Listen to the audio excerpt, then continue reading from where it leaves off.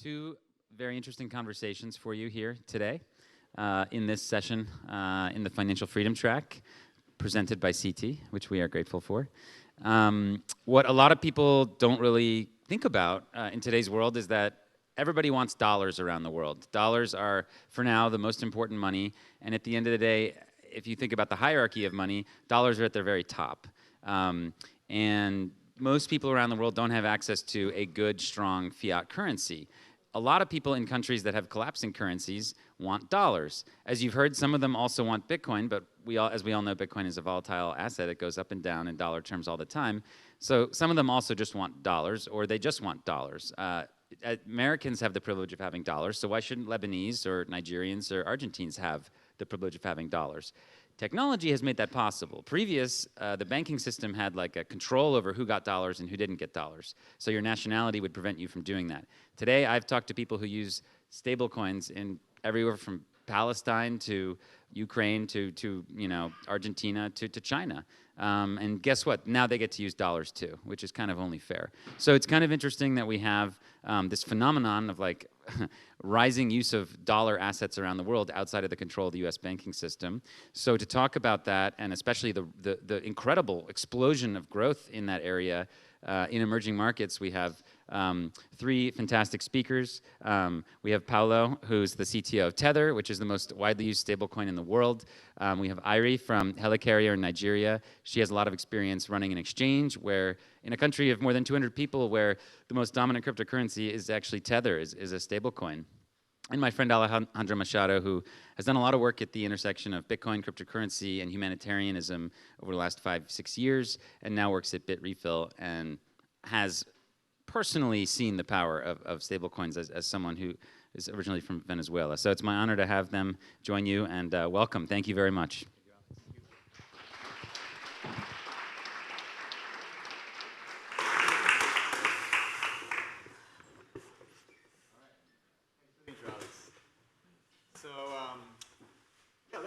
Let's talk a bit about. Alex introduced the concept of stablecoins, which might seem like a daunting word, but it's actually something very simple. It's just dollars, digital dollars, that anyone can use. That's the way I describe it. Yeah. So, why would someone need stablecoins? Let's maybe start with you, Paulo. What have you seen that makes you think that a person could want to use, this technology in particular? Sure. Stablecoins were born in 2014 with Tether. So Tether was the first stablecoin on the market. The main reason to create that cryptocurrency pegged to the dollar was that in 2014 we had the initial raise of Bitcoin and of course it was kind of growing in adoption, and we had more traders joining the crypto markets and so on. But still, in order to access Bitcoin, you would need always to pass through a bank account. And many times back in 2014, and until recently, I would say, there was really a high likelihood that your bank account would be closed if you were touching even remotely Bitcoin and cryptocurrencies. So Tether was a way to offer an off-ramp and on-ramp solution and a really fast transaction system on the dollar. So dollar that would follow the same mechanics of Bitcoin, right? So it's a dollar, Tether is a dollar on a blockchain. So it started with that, and then eventually, with more the time was passing, it started growing extremely organically outside of the crypto industry. So we have seen actual entire countries starting to adopt Tether as one of their most popular payment systems. Why? Because in emerging markets, we are seeing, like in Turkey, in Argentina, their national currency is devaluating pretty quickly. In Turkey, in the last 12 to 18 months, their national currency, the Turkish lira, devaluated against the dollar by 50%. So imagine you work all the time, you have your job, you work. At the end of the year, your buying power compared to foreign countries has been, instead of increasing or having more buying power, is actually get cut in half. So that's something that push people to find alternatives. And yes, there are the cryptocurrencies are quite volatile, right? We have seen recently, especially recently in the last weeks, how it can go south. So stablecoins are actually for a Turkish person, but also someone in Argentina, are actually an hedge against the inflation in their own country. They're actually an investment. That is quite crazy, right? So we are used in Europe, in the US, we are used to use, you have euro, we are used to have the dollar, so they are quite easy to handle currencies, right? We can transact, we have great banking. But there are many places in the world, like in Latin America, in South America, in Turkey, in Asia, in Africa, you have really hard time to get access to a bank account. There are 2 billion people in the world that don't have the same level of accesses to bank accounts that others have, right? So, and it's not because they are bad people, it's just that they are too poor to have a bank account. That is even, is sad and crazy even to be said. Because the reason is that opening a bank account, maintaining a bank account is extremely expensive.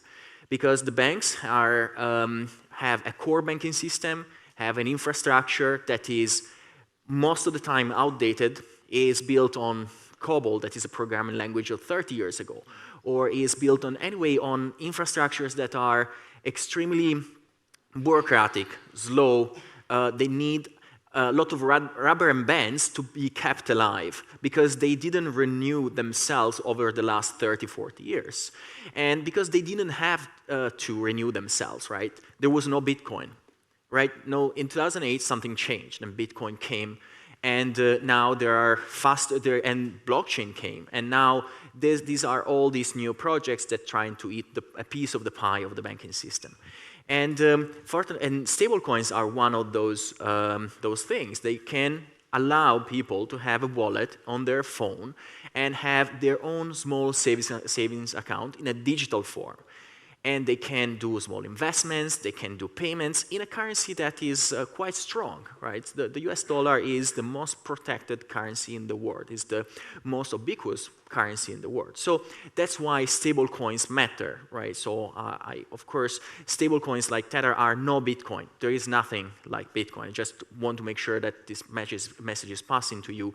But at the same time, they have a great purpose. They have a great utility for all the many people that are, they might not believe in cryptocurrencies, but they need a hard, strong currency because their day-to-day life needs that, right? They need to protect their investment, they need to send their children to universities and so on, and their national currency does not allow that. Thank you. I'm gonna talk with you now a little bit, Arya. What, in your experience, have you seen this demand for holding the dollar, right, in a digital form? And have you seen it particularly from people who have no interest in Bitcoin or cryptocurrency, but just as a way to hold a currency that is stronger, actually the strongest currency in the world right now, which is the dollar? Yeah, 100%. I mean, I'll just echo everything Paulo has already said, in that in Nigeria, we suffer all the same issues, devaluing currency. I mean, back in 1985, the Naira, which is our local currency, was actually stronger than the dollar. And today, $1 will get you maybe like almost 600 Naira. And most of that depreciation has just come over the past, let's say, like 5 to 10 years. So it's been really, really scary. So people don't want to leave their money in Naira because if it's just sitting there in the bank, every single day that passes, people are losing their money. So stablecoins have actually been a really good alternative for people to actually use, because if you wanted to even have access to dollars in Nigeria, let's say you want to keep your money in Nigeria, but you want it to be in dollars, so you would try to open a USD denominated account. But there are so many issues with that because, one, it's not accessible to everyone, but two, there's so many different restrictions on it. Like, let's say you can only spend, if you have a dollar card, the restriction now is like you can probably spend $20 a month which is like completely ridiculous. What are you going to do with that? And it's actually not even unheard of for the government to, wake up one day, or for you to wake up one day and find out that the government has just converted all your dollars into naira at whatever rate they choose. So keeping money or dollars in Nigeria is just not an option for most people. So most people will then try to say, okay, let's, send my money abroad. Let me try and, send it to a US bank account or something like that. And that is also incredibly difficult because, okay, how are you going to do that? First of all, there's obviously restrictions, like I already mentioned. But even if you wanted to use something like a TransferWise or a Western Union, they're pretty slow.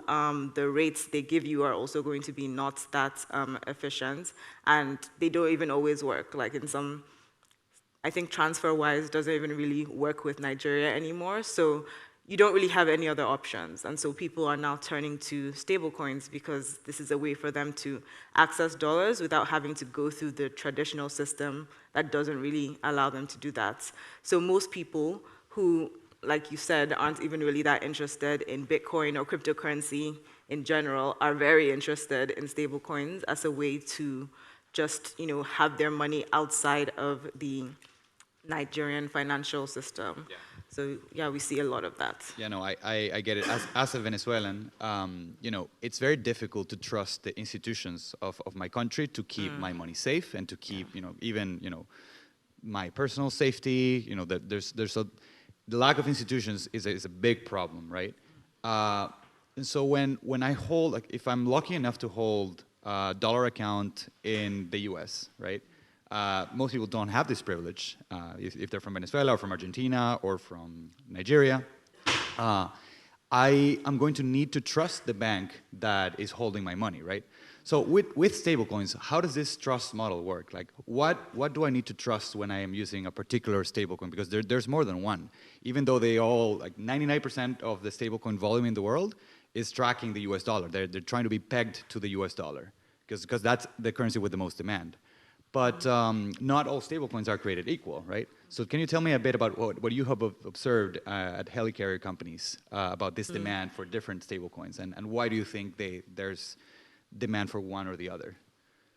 Yeah, so for us at helicarrier, we operate an exchange called Bitcoins, so people can trade in different currencies. And the two stable coins that we support are Tether, USDT, and then USDC. And we chose those because they were the most popular. They're the ones that people ask us for. And what we've seen is Tether in particular has been extremely popular because it was the first to be on the Tron network, which had a lot lower fees than, the Ethereum network. So I think when people actually are choosing between, okay, which one they want to use, it's mostly about efficiency. It's mostly about what they're trying to achieve. So if people are saying, okay, they want to get dollars out of the country as quickly as possible, they're probably going to go with Tether. And then now I want to raise the question to you, Paulo. How do we, if this is such a useful tool, to be able to to opt into the currency of your choice, no longer be bound by the Naira or the Argentinian peso or the Venezuelan Bolivar, but actually if I want to keep my money in dollars or a dollar IOU, I can do that now. So how do we show people that stablecoins are trustworthy, and how do we kind of govern the system in a way that is better than what governments have done so far? In a way that, I can say, okay, I have this many dollars and I can trust that that's not going away. I have only 30 minutes and 40 to answer that because it's going to be really long. But otherwise, so of course, this opens the question of what happened in the last 2 weeks, right? With also other stable coins like algorithmic stable coins that went down the toilet pretty quickly after the first attack, right? So I think that definitely the categorization of stablecoins is really important. You have algorithmic stablecoins, but actually you have then on the other side portfolio-backed stablecoins that have for the majority assets that track the US dollar, right? So if you need to pay back to people a dollar worth of money all the time, you need to have in your backing something that tracks the dollar. So one of the interesting things is that with Tether, actually, we proved that we were able to repay to whomever was withdrawing tether from the stablecoin, we were able to process $7 billion in 48 hours of redemptions, right, without refusing the redemption. And over 7 days, pretty much, was the total amount is between 10.5, $11 billion. Now, the question is, and we could have gone farther than that, right? We had all the liquidity to keep going, right? So I always said to whoever was asking me, try us, right? So we can repay. And I know that really openly, I know that there was a lot of FUD, a lot of concerns in the past. But we actually, so Tether is actually the only single institution that publicly proved that it could process $7 billion in withdrawals in 2 days. Now the question is, which banking institution can do that, right? So if you go to your own country and ask to your bank, can you process, because $7 billion, pretty much 10% of Tether assets. Do you think that your bank can process 10% of withdrawals of the entirety of their assets in 2 days? I don't think so. So, and again, we could have gone farther than that. So that is the stability. So no other stablecoin, by the way, has been proven with this liquidity and with this speed and using the banking rails, right? So we, of course, this, I'm really pleased because, of course, there is, one thing is saying, well, we are backed and we have the money and we can do this and that. On the other thing is, suddenly, randomly, right, everything is crashing. There is a lot of concern. Terra, Luna, the entire ecosystem is losing billions, tens of billions of dollars, right? So it's been said that in just a few weeks, $1 trillion was wiped out from the crypto industry. And then, so every single customer is asking, okay, is all fine? And then you can prove it with facts. So we are not anymore at the stage where we have to say, okay, yeah, but we can do it. We proved that we could do it. We proved that the stablecoin, at least our stablecoin, is liquid, is safe, is fast, it does everything that we said it could do. Okay. Any last comments? We only have a few seconds left. I said it was going to be long. A little bit more time. I would just say that it's also the responsibility of people that run exchanges like us to make sure that we are listing, coins responsibly and doing our research before we actually offer it to just anyone. So. Yeah, exactly. All right. Well, right on time. Thank you very much. Sorry about that. It's all right. Thank you.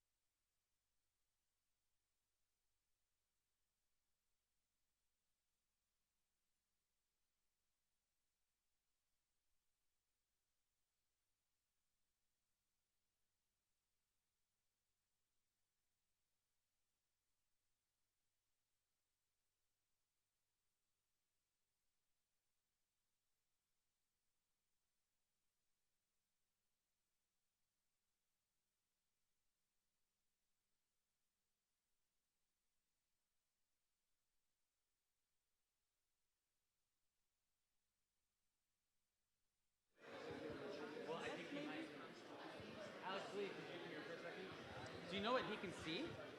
What is he looking at?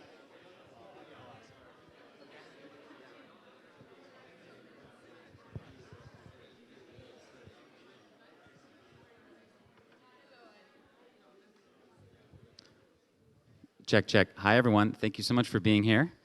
Anyone who came in late, there's a bunch of seats over here, so we can get comfy. I'm excited to present this session. We have one of the panelists is on video, so when he's talking, he'll be up on the screen.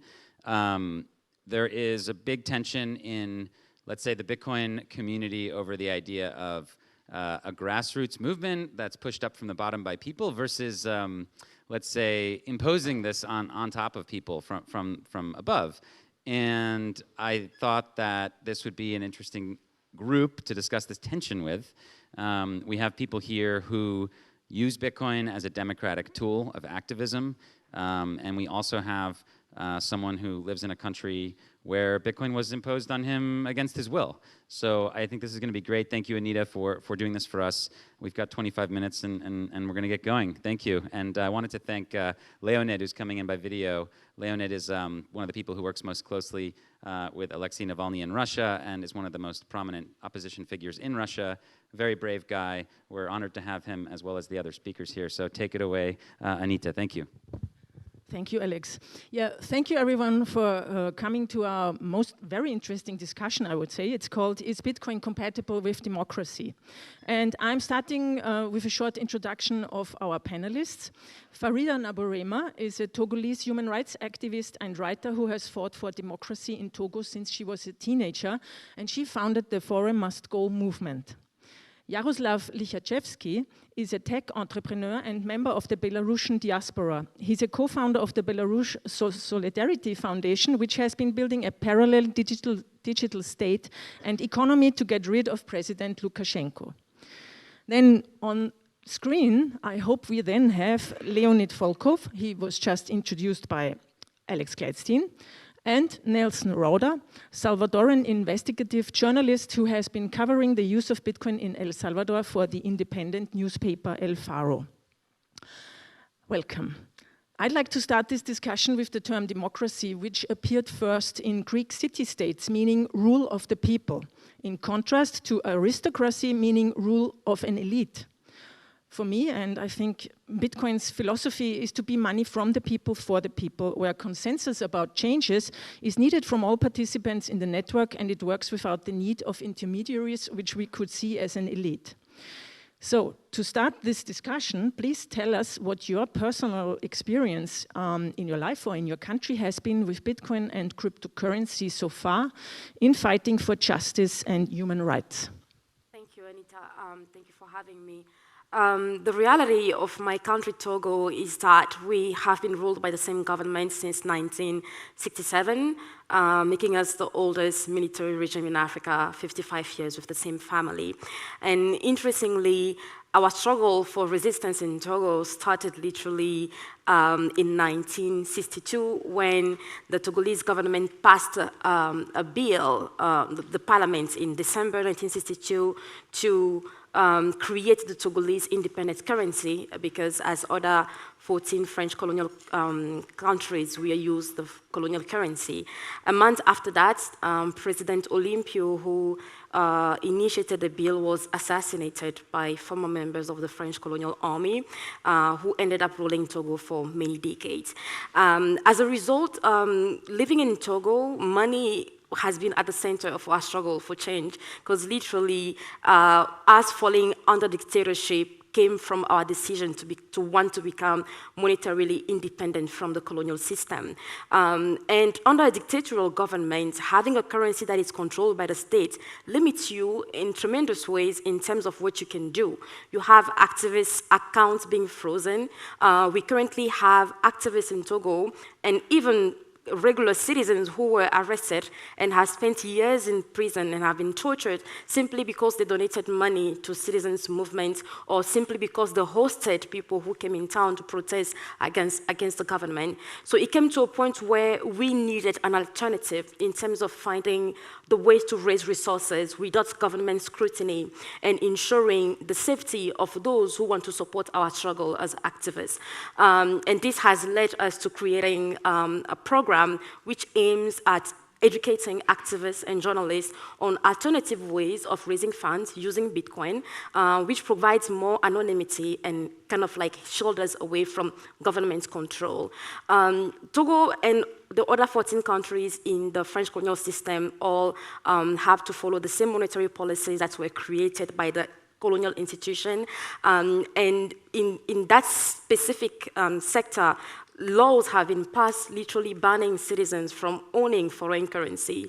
There's a maximum amount of currencies that you can legally have that is a non-CFA currency. You are not allowed to have a foreign currency account unless you have received specific authorization from the Minister of Commerce, and literally you have no chance of obtaining that if you are openly opposed to the government. And the CFA currency has lost over 200% of its value since the independence era, and as a result has increased poverty because people have lost more than double of their savings and resources and have found themselves in greater debt. So Bitcoin provides that better stability while allowing us to continue our struggle, but also help us find a different monetary system, as we hope that one day we can have state institutions that are accountable to us, because for now, the people of Togo have no say whatsoever in terms of our fiscal and monetary and financial policies. Mm-hmm. Very interesting, thank you. Jaroslav, please, your experience. Yeah, I'm a techie guy with software engineering background from Belarus, but I'm not a crypto guy, I'm an AI guy. And back in times when we've been having fun on hackathons with the friends, I was quite skeptic about crypto and bitcoins and stuff. Okay, kids playing some coins, how it can hurt. Meanwhile, like we serious dudes, we do AI, machine learning, computer vision, detecting diseases, saving lives, and that kind of stuff. Before 2020 happened, when our political crisis escalated a lot, like the political situation in Belarus is bad for almost 30 years, but 2020 went completely crazy. Lots of crackdown, lots of violence in the streets, 50,000 people in jail in Europe, can you imagine?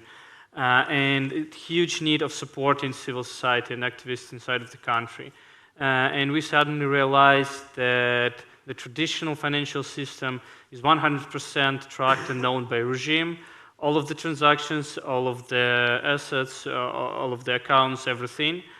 So they can freeze your funds any day of the week. They can take it. You can put you into the jail because you receive support from abroad. And that's the moment we start using crypto for transferring money. We established a foundation in Europe, in the Netherlands, been fundraising around the globe, and then we have to solve the problem how to transfer money safely to Belarus. Obviously, crypto was the first answer and the only answer at the moment. Sorry. But then it started evolving. So as it's going worse and worse in Belarus, sanctions applying, it all led to the war in Ukraine, and the economy is falling, less and less jobs, healthcare, education, everything goes down. We start building some services to empower people inside of the country. Like Lukashenko went a little bit crazy. He started firing hundreds of doctors. It's after COVID when hundreds already died. And that means lack of healthcare for people and no jobs for the doctors. We are building telemedicine platform. We are hiring them. We're providing healthcare to the country. The same with education and teachers. The same with legal system and lawyers. And we have to pay salaries to these people. We do our operations in Europe, and when we have to build a financial system, right? On top of the services, we have a parallel economy growing. That means at a certain point, we can enable taxation within our digital country. We have taxation, we have to bring representation and build digital democracy.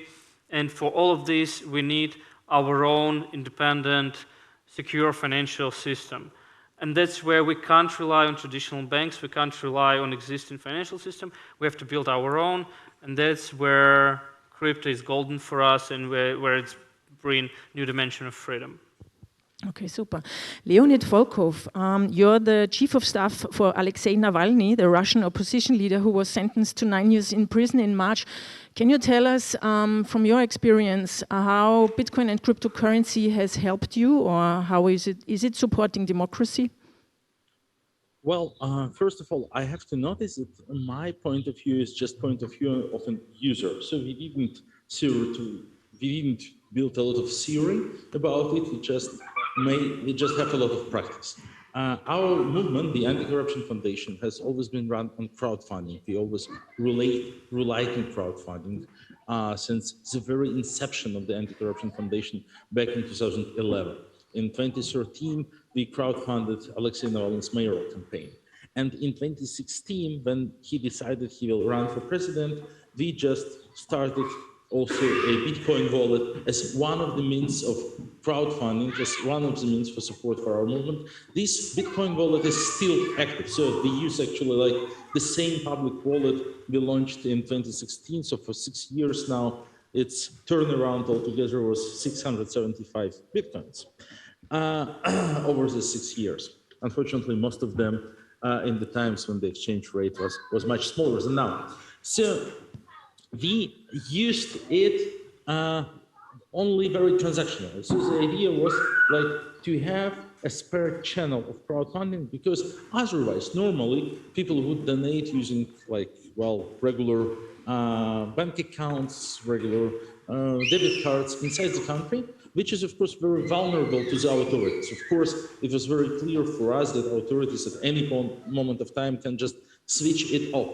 The idea that we have Bitcoin as an additional tool of collecting donations was our plan B. They knew that we have Bitcoin, so they knew that actually if they decide to switch our regular donations off, which they were able to do at any moment, well, more of our donors, more of our supporters would switch to Bitcoin, which will make them actually like less visible, less understandable to the government. So while our Bitcoin donations were never, in no single year, there were more than 10% of our total donations, still the fact that this channel of donations existed was a very good insurance for our whole crowdfunding campaign. Well, lately, after the events of April 2021, when our movement has been recognized an extremist movement in Russia, when we have been outlawed, and when we forced to relocate, when we were forced to relocate abroad, and when crowdfunding inside the country became impossible, suddenly we realized that Bitcoin is also very important, because we still can use it to support our friends and colleagues back there in Russia. Otherwise, it would be just too dangerous for them. They can't like accept payments from us, the terrorists, because we are pretty much on the same list as like Al-Qaeda and ISIS in Russia now. So in this regard, yes, of course, Bitcoin still is a very important payment tool for us, but we don't have any specific philosophy about it. It's just like a very useful, reliable payment tool. That's our experience of using it. Okay, thank you. So now we heard a lot of positive things about Bitcoin, and now I want Nelson to add his opinion, seeing it like from another perspective, because all of these movements are basically activist movements, resistance movements, grassroots movement, but in El Salvador it has been quite different. Yeah, so it shouldn't be surprising to tell Bitcoiners not to trust a government, but that's what I'm here for. The problem for me is to believe in a government that promises financial freedom while cracking down on press freedom. And I can't believe, and you shouldn't either, in a president that talks about orange pills and laser eyes, well, me and other 25 journalists were infected with the Pegasus spyware in this phone from El Faro, where I work, 22, and Gato Encerrado, 3 other journalists. I have find it hard to believe in Bitcoin's theology of liberation, while the government that preaches it also boasts the highest per capita incarceration rate in the world. 30,000 people, close to 30,000 people have been arrested in the last 2 months because of Bukele's alleged crackdown on gangs, but there's hundreds of denounces of arbitrary detentions. And as a Cuban friend told us yesterday, there can be neither prosperity nor freedom to create in any sphere of society without political freedom. So what I'm saying is that Bukele has weaponized Bitcoiners and their tweets to whitewash himself and the crooked actions of his government. Just last week, we published audios from one of Bukele's top officers confirming the negotiations with gangs. You can Google Nayib Bukele Batman, because Batman was his code name in these negotiations. We published the audios. And he didn't respond. Instead, what did Bukele do? He tweeted about Bitcoin. So this is what he has done. And as Anita was saying, the Salvadoran Bitcoin experience has been, and it is paradoxical. It's imposed from the top down. It's not grassroots-based. A December national poll revealed that only 10% people believe that the main beneficiaries of the Bitcoin law, which turns a year next week, are the people, while 80% believes that either the rich, foreign investors, banks, businessmen, or the government are the main beneficiaries. So yeah, there's a distinct element in the conversation. Okay, but is it like, I mean, Bitcoin is a technology. You can use it for bad and for good. Can you see that also?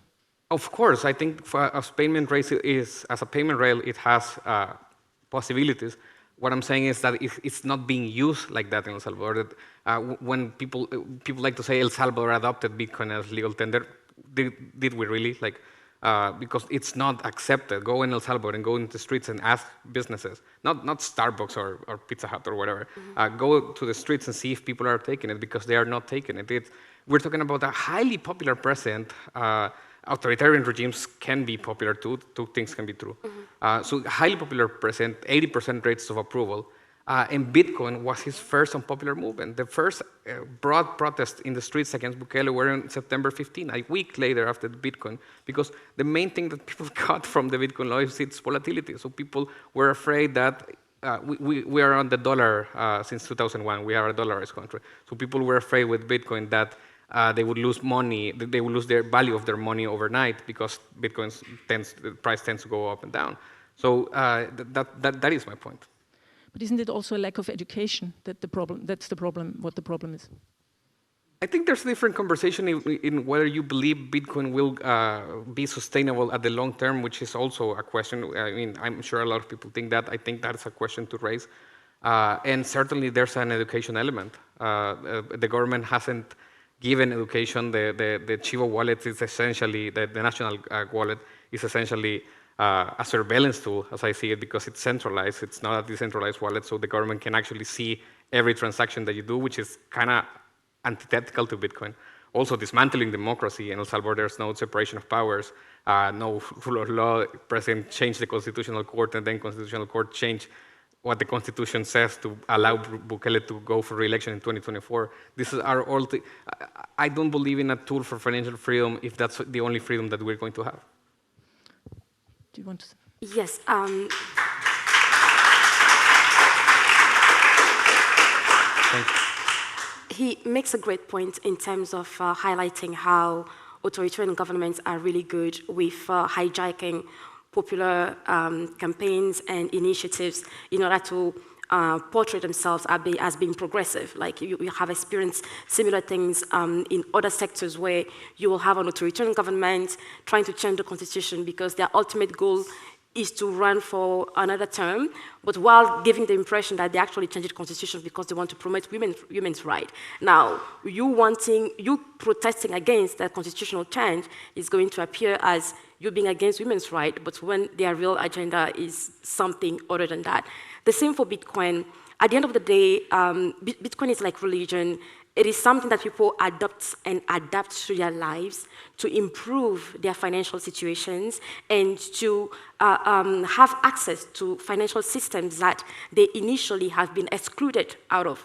But when it is something that is done from top to the bottom, and it is imposed on people without their consent, and without taking into consideration their specific needs and problems, then you will end up creating a monster and frustrating the masses.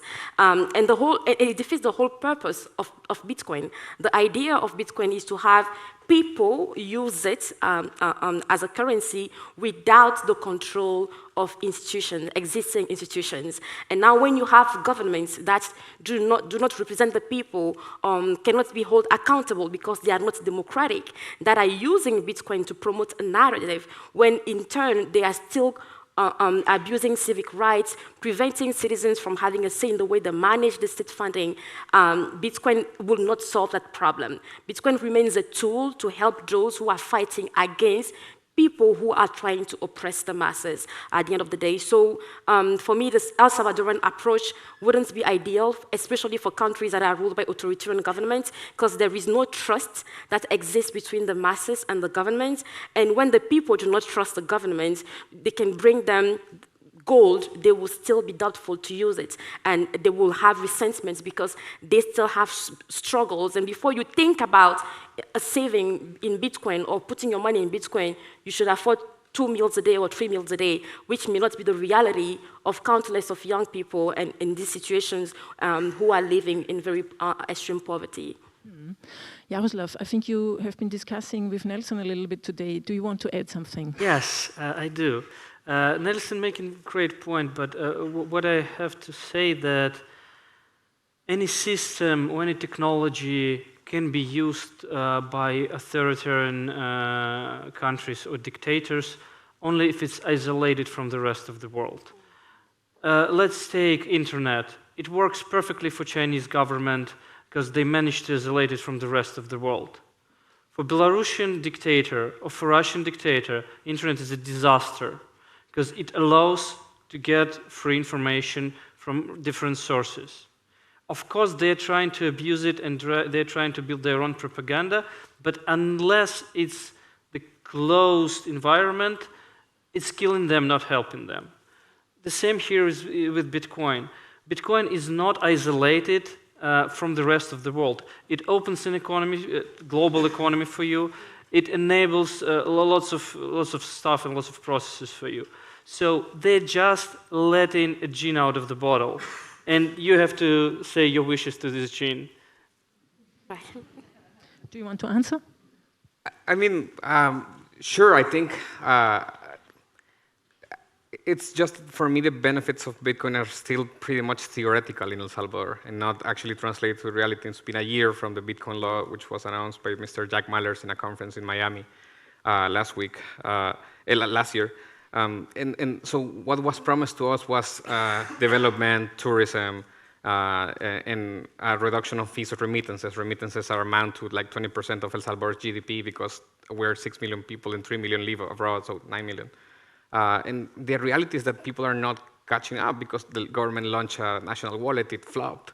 So people lost confidence. If you lose money, are you going to keep throwing money? Like, if you lose $50, it might not be a lot, but El Salvadoran average wage for a month is like $360. So it's a lot of money for some people. So what I'm saying is that so Bitcoin is, it has roots in the cypherpunk movement, right? And it was created by people like Phil Zimmerman, who was an activist persecuted by the government. How has this changed to millionaires running around in helicopters, in military helicopters in El Salvador, going to know this supposedly Wakanda city that's going to be built, the Bitcoin city, into this kind of crypto dystopia?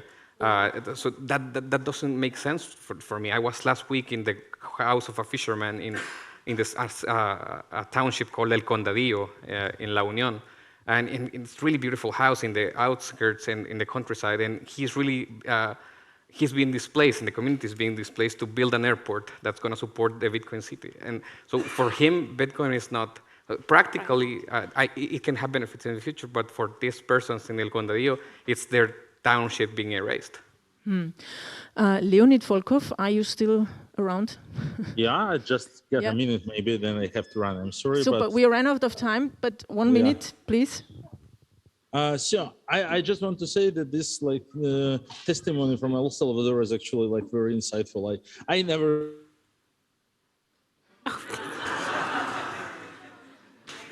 Always. Wow. Wait 30 seconds. Okay, so a short round at the end. What's your message to our audience today about Bitcoin and democracy? I will say that countless people across the world where states have failed them and institutions have failed them, are still looking at Bitcoin as a way to support their struggle. It doesn't mean Bitcoin is solving the problem or is doing the fight for us. It is a tool in reinforcing the fight that we have been leading for decades. So do not turn a blind eye on it. And of course, it comes with some skepticism around it. But I believe that each situation is different. And when you grow up in countries where you literally have lost hope over decades about change, any little thing that can give you hope and help you improve your struggle should be a welcome improvement. And I always say, do not hate what you don't understand. Just try to do more research and try to see how you can make it work for you.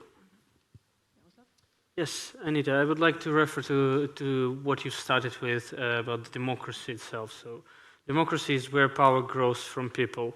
And the golden rule of the democracy is 2 people can steal less than 1, 3 can steal less than 2, 4 can steal less than 3, and so on and so forth.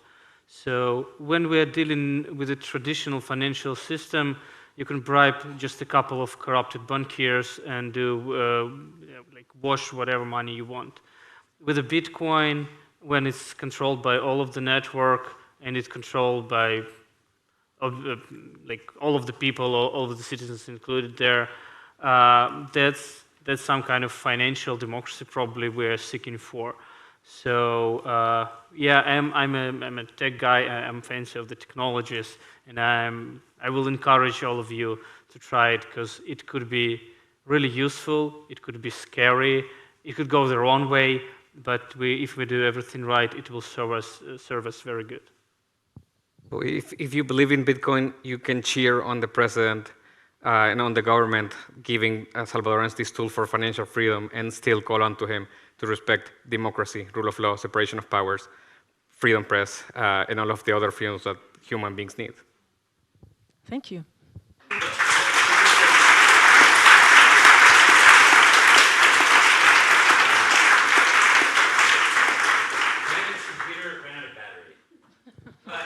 He said that your testimony, Nelson, was very powerful and insightful, and the same. So thank you all for sharing. Thank you. Thank you. Thanks.